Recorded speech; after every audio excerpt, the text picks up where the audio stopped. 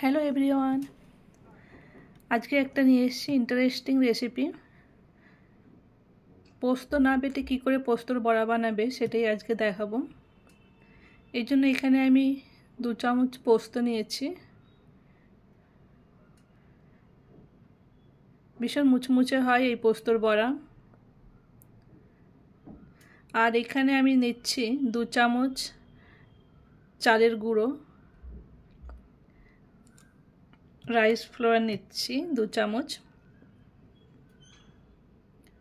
আর এখানে দিলাম স্বাদ মতন লবণ। আর এখানে দিলাম একটা কাঁচা লঙ্কা চপ করে। এবার এখানে অল্প জল দিয়ে আমি পোস্তর বড়াটাকে মাখিয়ে নিচ্ছি।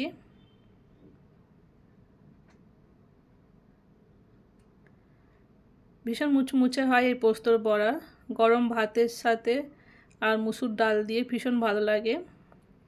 টাইট করে পোস্তর বড়াটা ভালো করে জল দিয়ে মাখিয়ে নেব। মাখিয়ে নিয়ে কিছুক্ষণের জন্য পোস্তটাকে ভিজতে দেব। ভিজে আবার যদি দেখি জল লাগছে তাহলে জল দিয়ে আবার পোস্তর বড়াটাকে আবার একটু মাখিয়ে নেব। এদিকে আমি কড়াইয়ে সর্ষের তেল গরম হতে দিয়েছি।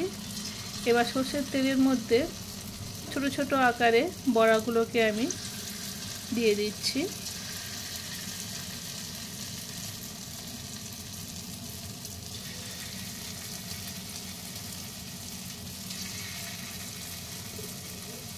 এইভাবে ছোট ছোট করে আমি সমস্ত বড়াগুলোকে, পোস্তর বড়াগুলোকে সব দিয়ে দেবো তেলের মধ্যে।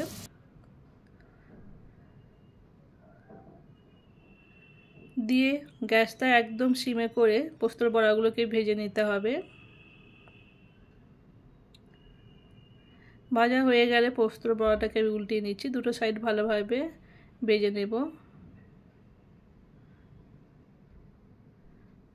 একবার এই পোস্তর বড়া বানিয়ে দেখো, ভীষণ টেস্টি হয়, কোনো কিছু বাটার ঝামেলা ছাড়াই।